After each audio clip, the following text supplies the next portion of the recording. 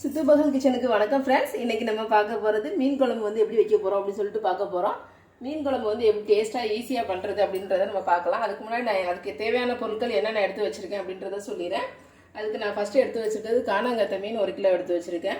அதுக்கு தேவையானது பெரிய சைஸ் தக்காளி 4 தக்காளி எடுத்து வச்சுருக்கேன். தாளிக்கிறதுக்கு கொஞ்சமாக பெருஞ்சீரகம், வெந்தயம் 2 டீஸ்பூன் எடுத்து வச்சுருக்கேன். வெள்ளைப்பூண்டு வந்து ஒரு 10 பல் எடுத்து வச்சுருக்கேன். சின்ன வெங்காயம் ஒரு 100 கிராம் அளவுக்கு எடுத்து வச்சுருக்கேன். ஒரு கைப்பிடி அளவு கருவேப்பிலை, ஒரு 10 பச்சை மிளகா. அது கூடவே நம்ம வந்து பொரிக்கிறதுக்கு யூஸ் பண்ணுற குழம்பு மிளகாத்தூள் வந்து குழம்பு பொரியல் பொடி குழம்பு தூள் வந்து ஒரு 1.5 டீஸ்பூன் 1 டேபிள் ஸ்பூனு, ஒரு அரை டேபிள் ஸ்பூன் அளவுக்கு பொரியல் பொடியும் எடுத்து வச்சுருக்கேன். அது கூடவே இது மீன் குழம்பு, அதனால் கண்டிப்பாக நமக்கு புளி தேவை. ஸோ ஒரு நெல்லிக்காய் சைஸ் புளி எடுத்து அதை கொஞ்சம் கரைச்சி தண்ணியில் போட்டு கரைச்சி எடுத்து வச்சுருக்கேன். இதை இப்போ எப்படி செய்கிறதுன்றதை ஃபஸ்ட்டு பார்க்கலாம். இதை செய்கிறதுக்கு ஃபஸ்ட்டு நம்ம அடுப்பை பற்ற வச்சு பாத்திரத்தை நல்லா சூடு பண்ணிக்கலாம். இது நான் செய்கிறதுக்கு வந்து யூஸ் பண்ண போகிறது வந்து நல்லெண்ணெய் தான் யூஸ் பண்ண போகிறேன். ஏன்னா நல்லெண்ணெய் வந்து யூஸ் பண்ணி பண்ணோன்னா இது வந்து ரொம்ப டேஸ்ட்டாக இருக்கும். ரெண்டாவது இந்த காணங்கத்தை மீன், மத்தி மீன் இதுக்கெலாம் என்னென்னா ஒமேகா 3 ஃபேட்டி ஆசிட் வந்து ரொம்ப அதிகமாக இருக்குது. அப்படின்றனால நமக்கு வந்து ரொம்ப பிரெயினுக்காக இருக்கட்டும், ஸ்கின்னுக்கு, ஹேருக்கு, நெயிலுக்கு முதற்கொண்டு எல்லாமே நம்ம உள்ள பார்ட்ஸில் நிறையா ஆர்கன்ஸில் வந்து இது வந்து ரொம்ப நல்லதுன்னு சொல்லுவாங்க இது சாப்பிட்றது. இதை எப்படி செய்கிறதுன்னு பார்க்குறோங்க. ஒரு டீஸ்பூன், ஒரு கரண்டி அளவுக்கு நல்லெண்ணெய் ஊற்றிட்டேன். நல்லெண்ணெய் ஊற்றி அடுப்பு நல்லா சூடானதுக்கப்புறம் என்ன பண்ண போகிறேன்னா, நான் எடுத்து வச்சுருக்கிற பெருஞ்சீரகத்தையும் வெந்தயத்தையும் அதில் போட்டு தாளிக்க போகிறேன்.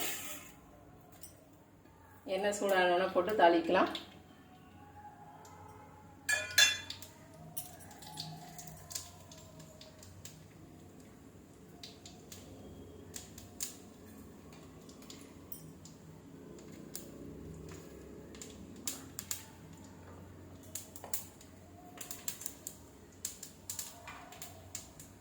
எண்ணெய் நல்லா சூடாகிடுச்சு, நல்லா பொங்கி வர்றது தெரியுது பாருங்கள். வெந்தயம், பெருஞ்சீரகம் எல்லாமே நல்லா பொங்கி வருது.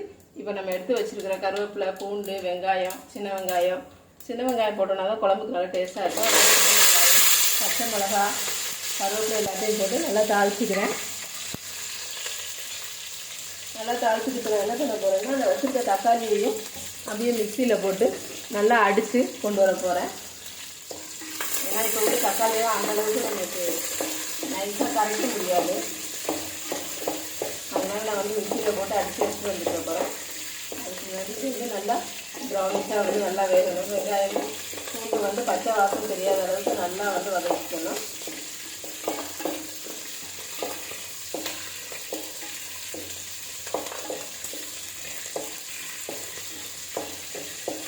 நல்லா வதங்கிட்டு பாருங்கள்.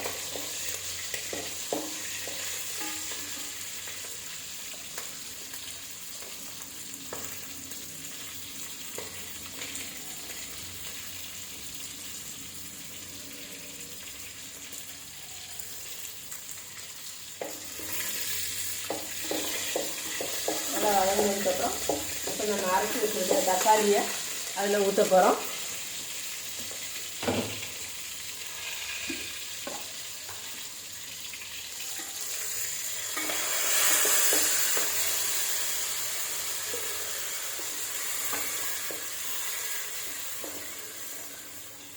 தக்காளி நல்லா பச்சை வாசம் போகிற அளவுக்கு நல்லா வதக்கணும். நம்ம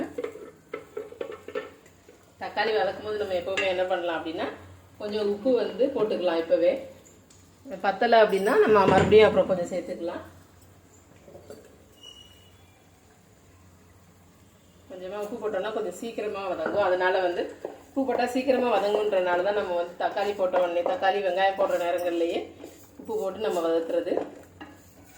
இது கொஞ்சம் இப்போ லைட்டாக வந்த உடனே இப்போ என்ன பண்ணலாம் அப்படின்னா, நம்ம எடுத்து வச்சுருக்கிற குழம்பு தூளும் மிளகாத்தூள்னா நான் பொரியல் மிளகாத்தூள் தான் யூஸ் பண்ணுவேன். அந்த பொரியல் மிளகாத்தூளையுமே நல்லா வதக்கிக்கலாம்.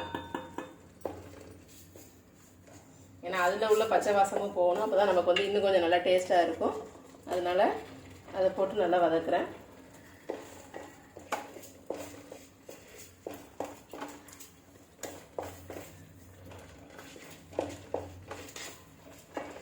மத்தி மீன் வந்து நமக்கு ஒரு சீசனில் மட்டும்தான் கிடைக்கும், எப்போவுமே கிடைக்காது. ஆனால் இந்த மீன் வந்து நமக்கு எப்போவுமே கிடைக்கும். அதனால் இந்த மீன் வந்து நம்ம எப்போவுமே வாங்கி யூஸ் பண்ணிக்கலாம். ரொம்ப நல்லது இந்த மீன் வந்து யூஸ் பண்ணுறது. குழந்தைங்களுக்காக இருக்கட்டும், பெரியவங்களுக்காக இருக்கட்டும், எல்லாத்துக்குமே இந்த மீன் வந்து ரொம்ப நல்லது. ஒமேகா 3 வந்து அதிகமாக உள்ள கடல் மீன் சொன்னால் 3 மீன் தான் சொல்லுவாங்க. அதில் இதுவும் ஒரு மீன், காணாங்கத்தையும் ஒரு மீன். அதில் அது கொஞ்சம் புளிப்பும் அதிகமாக இருக்கணும். கொஞ்சம் புளிப்பு காரம் ரெண்டும் அதிகமாக இருந்தால் தான் வந்து மீன் குழம்பை பொறுத்த வரைக்கும் நல்லா நமக்கு ருசியாக இருக்கும். அதனால் கொஞ்சம் மிளகாவும் போட்டிருக்கேன்னா மிளகாத்தூளும் வந்து நான் போட்டிருக்கேன். இது கூடவே நான் வந்து புளி வந்து ஒரு நெல்லிக்காய் சைஸ், பெரிய நெல்லிக்காய் சைஸ் அளவுக்கு எடுத்து நல்லா கரைச்சி வச்சுருக்கேன். நல்லா வதங்கணும். வதங்கினா தான் உங்களுக்கு வந்து பச்சை வாடை வராமல் இருக்கும்.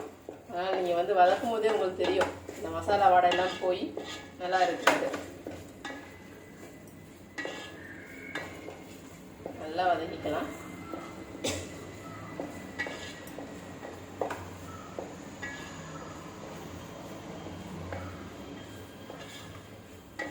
நல்லா வதங்கிடுச்சு.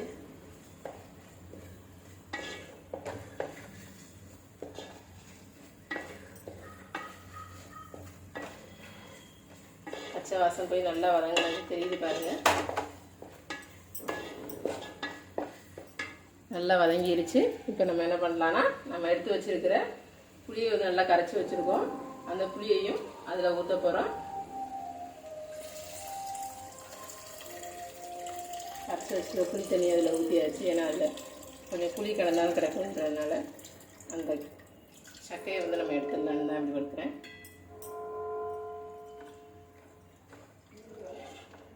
புளி தண்ணியை ஊற்றுனதுக்கப்புறம் இப்போ நம்ம கொஞ்சம் நேரம் வெயிட் பண்ணலாம். அது கொஞ்சம் நல்லா கொதித்து வரட்டும். நல்லா நம்ம வந்து புளிக்குழம்பு வச்சா எப்படி வாசம் வருமோ அந்த மாதிரி நல்லா கொதித்து வரட்டும்.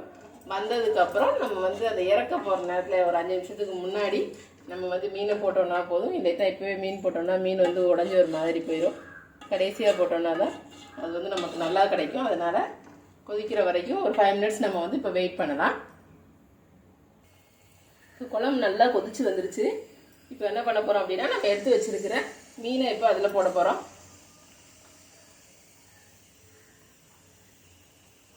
க்ளீன் பண்ணி வச்சுருக்கோம். அந்த மீன் எடுத்து இதில் போட போகிறோம். அப்படியே நல்லா ஃப்ரெஷ்ஷான மீன் வாங்கி எனக்கு அங்கேயே கட் பண்ணி கொண்டு வந்தாங்க. அதனால் நான் வந்து இங்கே ஜஸ்ட்டு க்ளீன் மட்டும் பண்ணிவிட்டு அப்படியே போட்டுக்கிறேன்.